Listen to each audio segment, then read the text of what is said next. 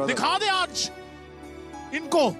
Actually मैंने ही बोला था ना भाई मेरे को दिखा दे। मुझे भरपूर गालियां पड़ रही थी कि ये तो स्टार बनेगा। Come on let's go.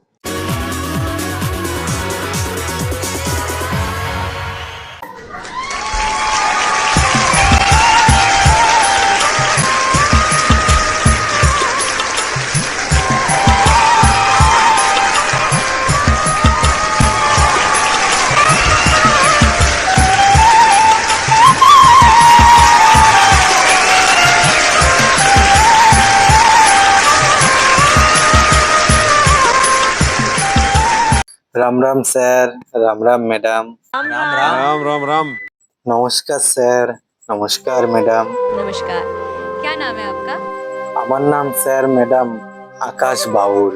जानते हैं, सब जानते हैं विनीत को। कहाँ से आप?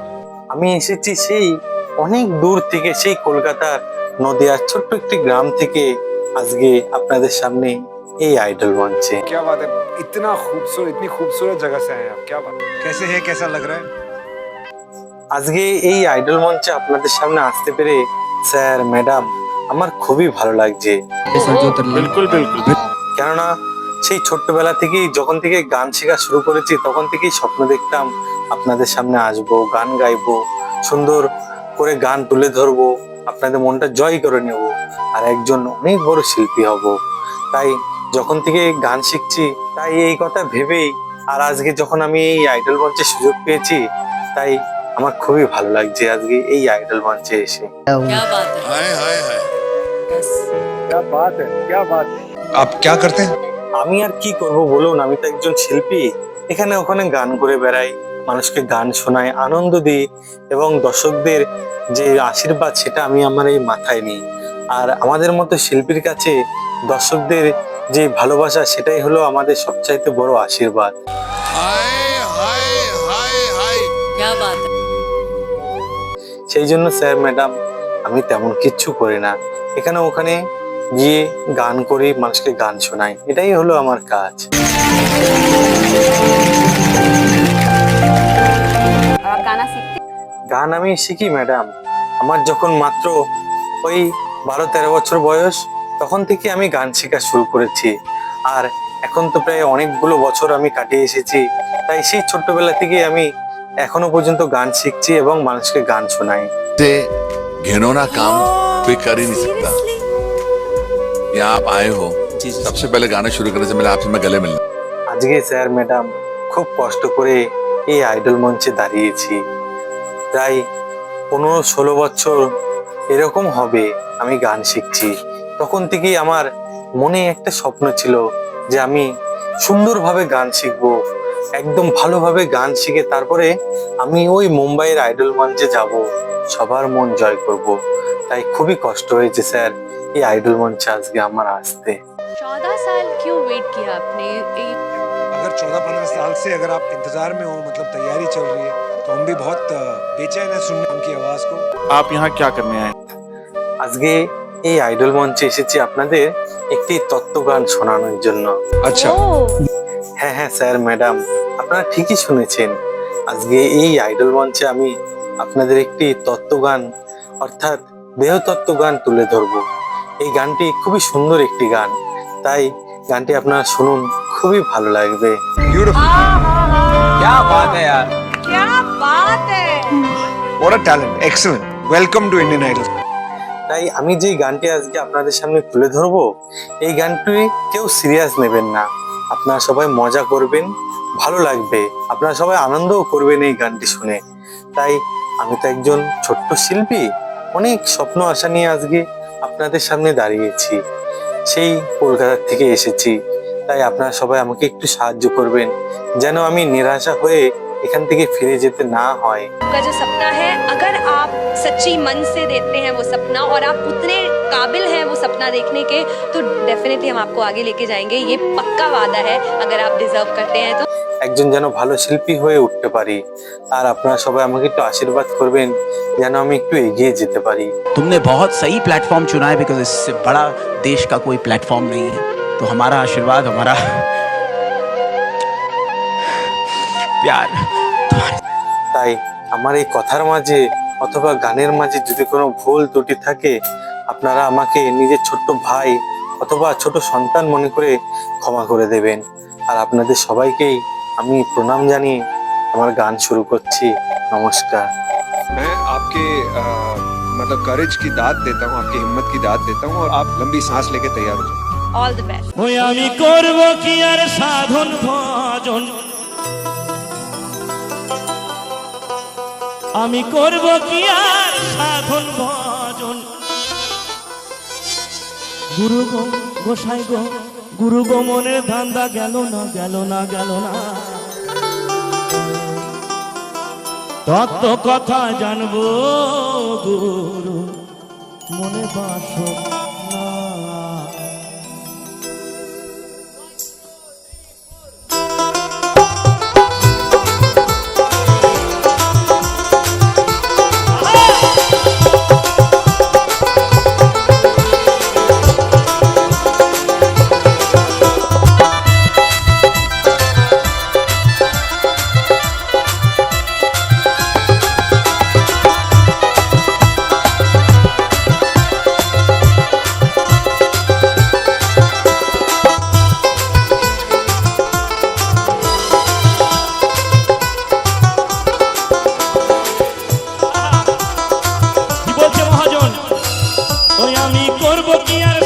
ভজন করব কি আর সাধন ভজন, গুরু গো গোসাই গো, গুরু গো মনের ধান্দা গেল না, তত্ত্ব কথা জানবো আমার মনে বাসনা, এই তত্ত্ব কথা জানবো গুরু মনে বাসনা। নিতাই গৌর সীতানাথ প্রেমানন্দে সবাই মিলে বাহুল্যে হরিবল হরিবল হরিবল হরিবল হরিবল।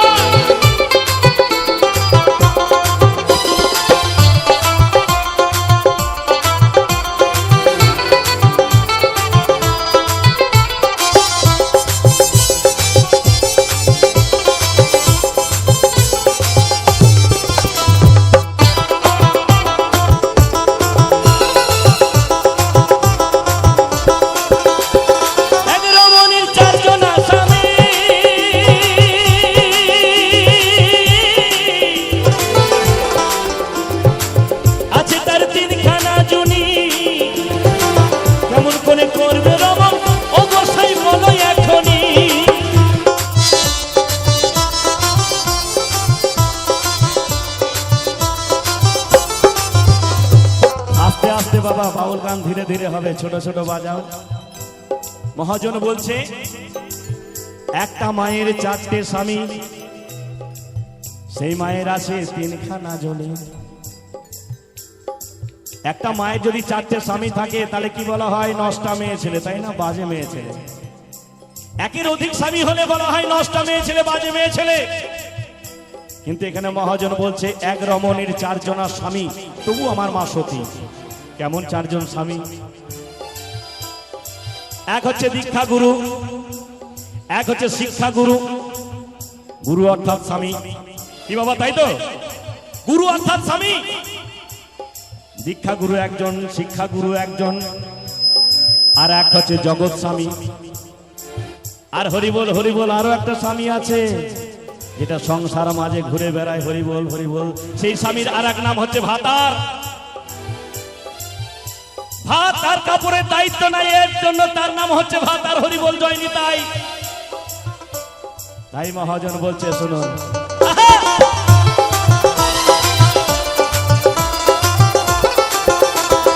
এক রমণীর চারজনা স্বামী, আছে তার তিনখানা জনি, কেমন করে করবে রমণ অবশ্যই বলো এখনই। ওই আবার চারজনার মিলনেতে, চারজনার মিলনেতে পুত্র হলো একজনা। ছোট ছোট বাজো, কামাই দিও না। এবার তিনখানা জুনি মহাজন বলছে কি, জিহ্বা লিঙ্গের দ্বারা গুরু আমাকে জন্ম দিয়েছে। তাহলে সেই জিহ্বা লিঙ্গ কোন জুনিতে গেছে? না কর্ণ জুনিতে গেছে। কি বাবা তাই তো? ঠিক বলছি তো? তাহলে এই একটা জুনি, এই একটা জুনি। দীক্ষা গুরু একদিকে দিয়েছে, শিক্ষা গুরু একদিকে দিয়েছে, আর হরিবল হরে কৃষ্ণ জয়নি তাই একটা জুনি গোপনে আছে, সেটা বলা যাবে না বাবা। নিতাই গৌর সীতানাথ প্রেমানন্দে বাহুলে হরিবার হরিবার হরিবার।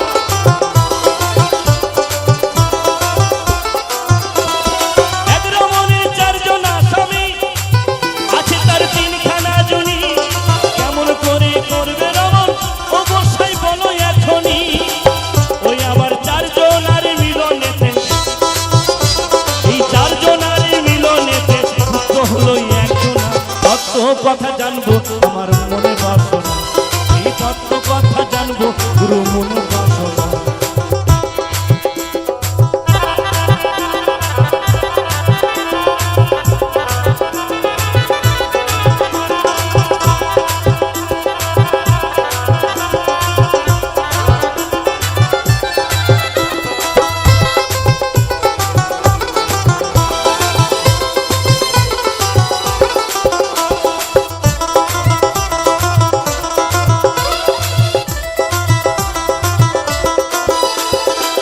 সেনারির মরবে এক স্বামী,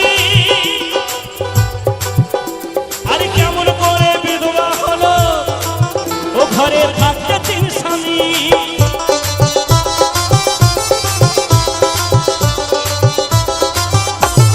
একদম ছোট ছোট কামাই দেওয়া যাবে না।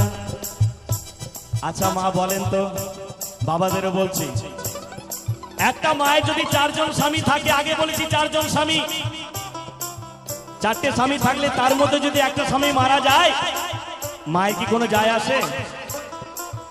কোনো যায় আসে? তিনজন স্বামী বেঁচে আছে, কিন্তু একজন স্বামী মারা গেলে মা বিধবা হয়। কেন মা?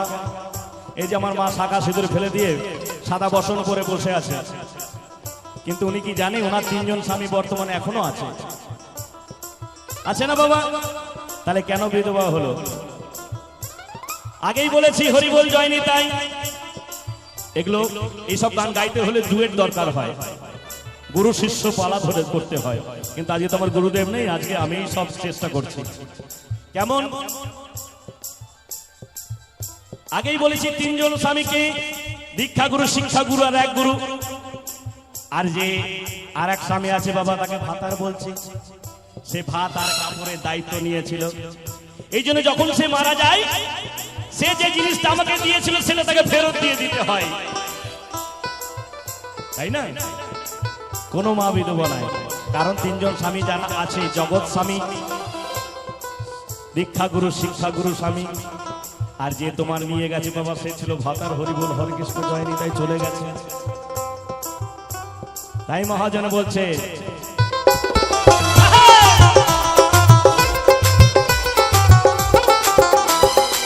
সেনারির মরলে এক স্বামী,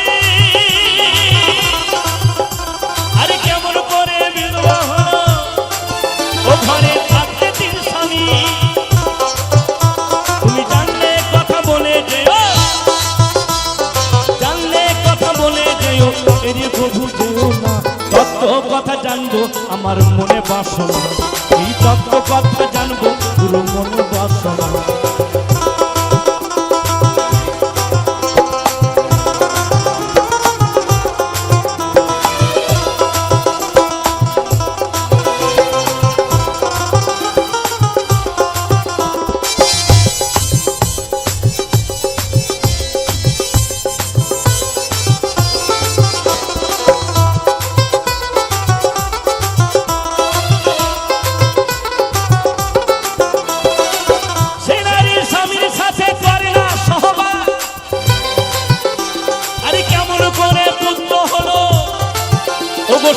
সবার মাঝে গরিবের প্রকার,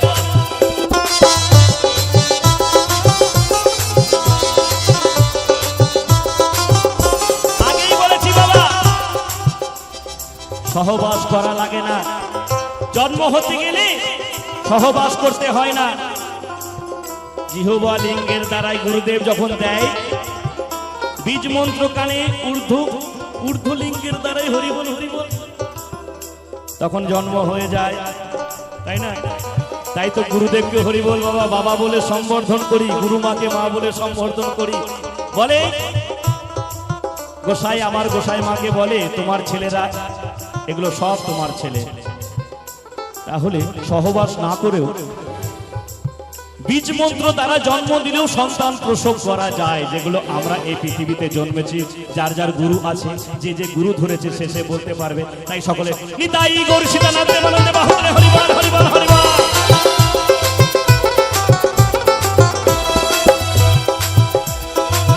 হে নারী স্বামীর সাথে করে না সহবাস, আরে কেমন করে পুত্র হলো সবার মাঝে গরিবের প্রকাশ।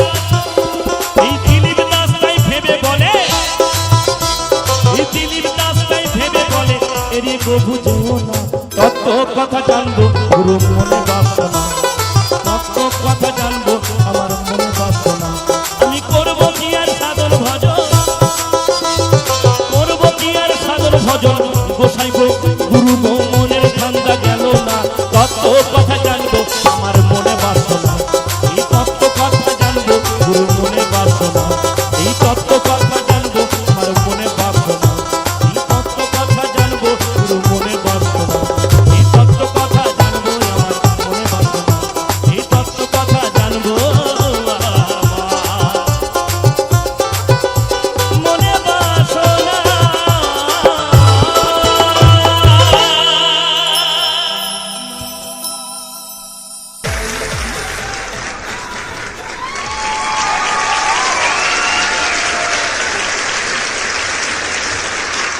अरे भाई कौन हो तुम? कहाँ थे तुम? इतनी देर लगा दी तुमने, आ जाओ ले लो।